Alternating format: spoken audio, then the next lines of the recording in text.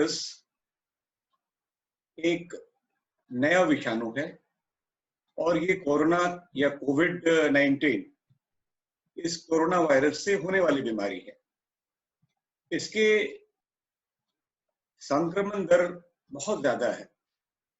तो ये साधारण फ्लू जैसा ही वायरस, लेकिन क्योंकि इसकी इन्फेक्टिविटी बहुत ज़्यादा है और इसमें 20% रोगियों में इसके कॉम्प्लिकेशन यानी कुपरिणाम देखने को मिलते हैं।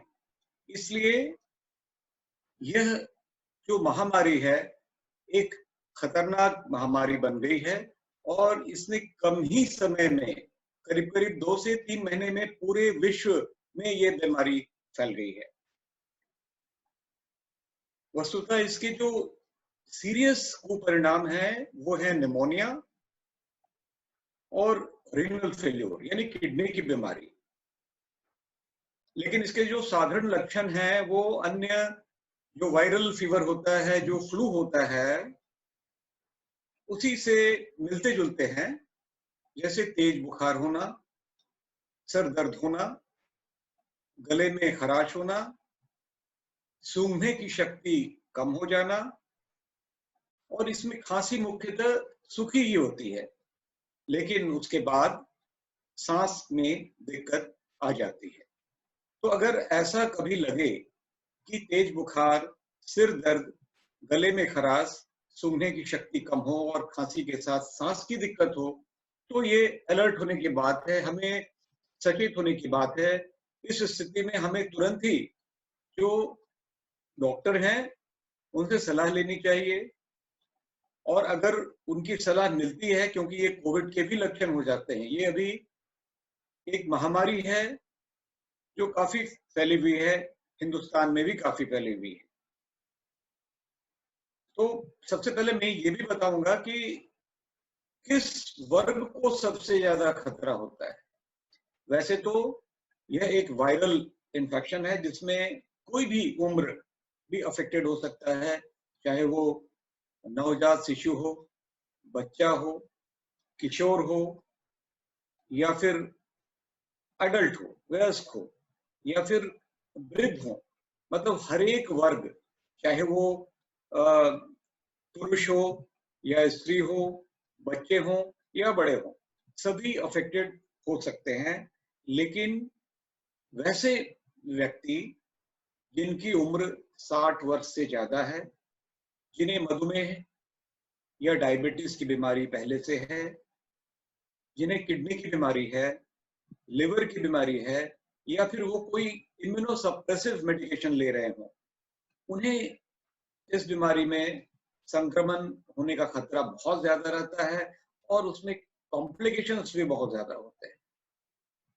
सामान्यतः कई बार इसमें कोई विशेष लक्षण नहीं होता और इसे पहचानने में भी देर हो सकती है, लेकिन अगर जरा भी इसके लक्षण का पता चले तो खुद को सजग होना चाहिए, उनको खुद को क्वारंटाइन कर लेना चाहिए और घर के अभिभावक को या घर के अन्य लोगों को इसकी जानकारी देनी चाहिए और फिर अगर जरूरी लगे तो तुरंत ही डॉक्टर से परामर्श करना चाहिए, क्योंकि ये कोविड का भी लक्षण हो सकता है।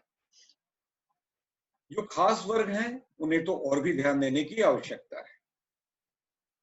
अगर डायबिटीज के रोगी आप हैं, तो क्या करें, क्या ना करें, इस लॉकडाउन के पीरियड में अपना ध्यान और दूसरों का ध्यान आप कैसे रखें, इसके लिए कुछ मेरे महत्वपूर्ण सुझाव हैं, जिनका आपको पालन अवश्य करना चाहिए। सर्वप्रथम सोशल डिस्टेंसिंग का पालन अवश्य करें। आप दूसरे व्यक्ति से कम 1 मीटर की दूरी बना के रखें। भीड़ वाली जगह में ना जाएं। वैसे तो अभी लॉकडाउन है जिसमें कि सारा यातायात, सारे मॉल्स, सारी दुकानें बंद हैं। यहाँ तक कि बार्बर के शॉप जहाँ दाढ़ी बनाते हैं, बाल बनाते हैं, वो सारी चीजें बंद हैं। तो आप बाहर ना निकलें। अत्यावश्यक हो तभी आप बाहर जाएं और अगर आप बाहर जा रहे हैं तो आप फेस मास्क का व्यवहार अवश्य करें। अगर फेस मास्क आपके पास अवेलेबल नहीं है, तो आप एक रुमाल को भी या एक तौलिया या पतले गमछे के टुकड़े को भी आप अपने चेहरे पे और नाक पे बांध के रख सकते हैं। अगर कोई व्यक्ति खांस रहा हो या छींक रहा हो, तो उससे आप अवश्य दूरी बनाएं, उसके सामने कभी ना जाएं। दूसरी महत्वपूर्ण बात है कि अपने हाथ को अवश्य धोएं साबुन से लगातार 20 मिनट पर, और इसके लिए विज्ञापन टेलीविजन में बार-बार दिखाया जाता है। हेल्थ अथॉरिटी लाउड स्पीकर से हर जगह इसका प्रचार कर रही है कि अपने हाथों को साबुन पानी से बार-बार धोएं, और इतना धोएं कि उससे झाग निकले करीब-करीब 20 सेकेंड्स, और हाथ के पिछले हिस्सों को, उंगलियों के बीच की जगह को तो अवश्य ही धोएं। एक बात और भी ध्यान रखनी है कि अपने हाथ से बार-बार अपने आँख को, मुँह को, नाक को, कान को आप ना छुएं। आप तभी छुएं जब अत्यावश्यक हो, लेकिन उसके पहले हाथों की सफाई आवश्यक है। आप भोजन कैसा करें? निश्चित रूप से आपका भोजन संतुलित होना चाहिए।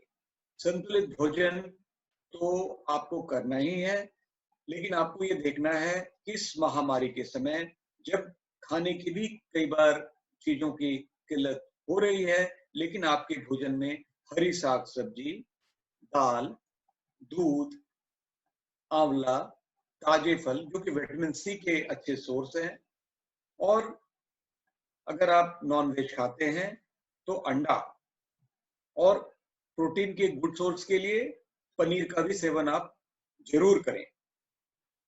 अपने समय को बिताने के लिए आप व्यायाम जरूर करें, सुबह भी और शाम में भी। जिनकी उम्र ज्यादा है और जो ज्यादा भारी व्यायाम नहीं कर सकते हैं, उन्हें मॉर्निंग वॉक और इवनिंग वॉक कम से कम 30 मिनट अवश्य करना चाहिए, क्योंकि व्यायाम करने से भी इम्यूनिटी बढ़ती है। व्यायाम के बाद मैं आपको एक और जानकारी देता हूँ कि अवश्य ही 7 घंटे आप सोएं। अच्छी नींद से भी इम्यूनिटी बढ़ती है। आपके शरीर को, आपकी बॉडी के सारे सिस्टम्स को आराम की आवश्यकता है, उन्हें आराम मिलता है, और उनका सही पूछिए तो एक फिजियोलॉजिकल रिमॉडलिंग हो जाता है, जिससे कि वो अच्छे ढंग से, तत्परता से काम कर सकते हैं। इसके अलावा जहां तक दवाई की बात है और सुई की बात है, बहुत सारे पेशेंट्स को इंजेक्शन भी चल रहा होता है, दवा भी लेते हैं।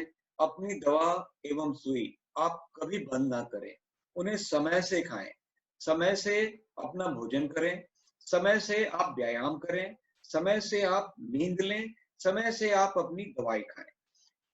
क्योंकि इस समय लॉकडाउन का पीरियड भी है, तो हो सकता है सारी पैथोलॉजी, जितना पहले जितनी अवेलेबिलिटी रहती थी, जितने डॉक्टर्स अवेलेबल रहते थे, वो ना मिले। आप इस कंडीशन में अपनी सेल्फ मॉनिटरिंग ग्लूकोमीटर के द्वारा कर सकते हैं, और अगर उसमें कुछ आवश्यकता होती है, जो आपके कंसल्टेंट हैं, उनसे आप सलाह लें, उनसे आप टेलीफोन से सलाह लें, और अगर वो आपको कहते हैं नहीं, इस स्थिति में आपका उनके पास आना आवश्यक है, तब आप अवश्य उनके पास जाएं। लेकिन बेवजह फिजूल में बाहर जाना इस लॉकडाउन के पीरियड में बिल्कुल ही सही नहीं है। स्वास्थ्य की दृष्टि से वो बहुत घातक सिद्ध हो सकता है। लेकिन कुछ ऐसे कंडीशंस भी आ सकते हैं जब आपको तुरंत ही चिकित्सक की परामर्श की आवश्यकता हो सकती है। अगर ऐसा लगता है कि आप किसी ऐसे व्यक्ति के संपर्क में आ गए हैं जो कि विदेश से आया हो, या उसके संबंधी विदेश से आए हों, और या उसके किसी संबंधी को ये कोविड बीमारी से वो ग्रसित हुआ हो, तो ऐसे कंडीशन में आप खुद ही अपने को क्वारंटाइन कर लें। और अगर आपको जरा भी बुखार, सूखी खांसी आती है, उसी वक्त आप हेल्थ अथॉरिटीज, जो सिविल सर्जन है, उनका नंबर, उनको फोन करें, या अपने चिकित्सक को फोन करें।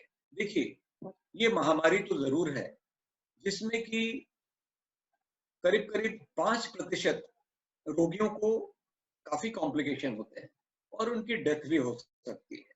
उन्हें सांस की दिक्कत के बाद वेंटिलेटर की भी आवश्यकता हो सकती है। हो सकता है आप जिस जगह पे हो, जिस गांव में हो, जिस बस्ती में हो, जिस जिले में हो, शायद वहां वेंटिलेटर की व्यवस्था नहीं हो और उसके लिए आपको एक अच्छे सेंटर पे जाना पड़े। तो मैं तो आपको सलाह दूंगा कि वैसी स्थिति आने ही न दें। लेकिन अगर ऐसा होता है, तो आप अपने जो जिला के जो नजदीक के जो सिविल सर्जन हैं, उनको जरूर संपर्क करें, क्योंकि सरकार ने इतनी अच्छी व्यवस्था की है कि वहां से स्वास्थ्य कर्मियों की टीम आपके घर पर पहुंचेगी और फिर आपको वो सही सलाह देगी, सही गाइडेंस करेंगी। अंत में मैं आपको ऐसा कहूंगा कि आप अपने घर में रहेंगे, तभी सुरक्षित रहेंगे, अपनी दवा का सेवन करते रहेंगे, अच्छा डाइट लेते रहेंगे, तभी स्वस्थ रहेंगे। और धैर्य रखें, योगासन करें, ईश्वर पर भरोसा करें। हम सब आपके अच्छे स्वास्थ्य की कामना करते हैं। धन्यवाद।